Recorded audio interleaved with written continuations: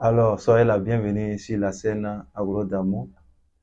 Dans cette vidéo, nous allons parler du deuxième axe de la biosécurité dans les élevages, qui est le suivant: faire que les pathogènes ne circulent pas.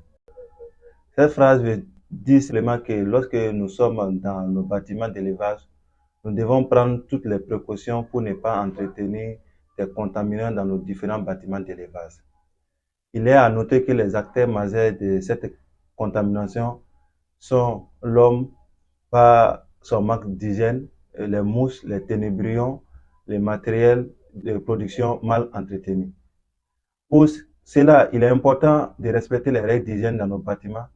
Avant d'y rentrer, il faut se désinfecter. Avant de donner à manger, à boire aux animaux et avoir un ouvrier par bâtiment, si possible.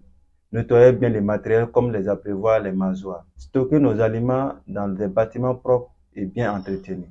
Faire la prophylaxie médicale et sanitaire dont le protocole peut varier en fonction des circonstances et des périodes. Qu'entendre par prophylaxie médicale? C'est tout simplement les vaccinations.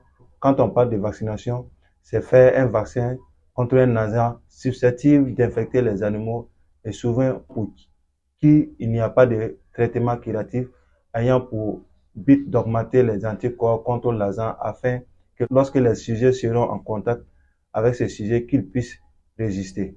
Et ces vaccins diffèrent en fonction des espèces que nous élevons. Prophylaxie sanitaire, c'est tout ce qui empêche le contact entre les animaux et les agents infectieux, comme la mise en quarantaine, détruire les cadavres des animaux morts, etc. Faire très attention aux produits que nous utilisons pour lutter contre les rongeurs, les mousses, afin que nos bâtiments ne soient pas en contact de ces produits qui peuvent être toxiques pour nos animaux. Aussi, il faut prendre en charge le plus vite possible les cadavres de rongeurs et d'animaux morts afin qu'ils ne soient pas source de contamination dans nos bâtiments.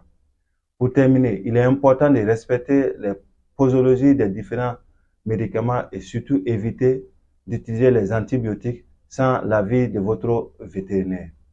Merci d'avoir suivi la vidéo. N'hésitez pas à commenter et à vous abonner. À la prochaine pour un autre épisode.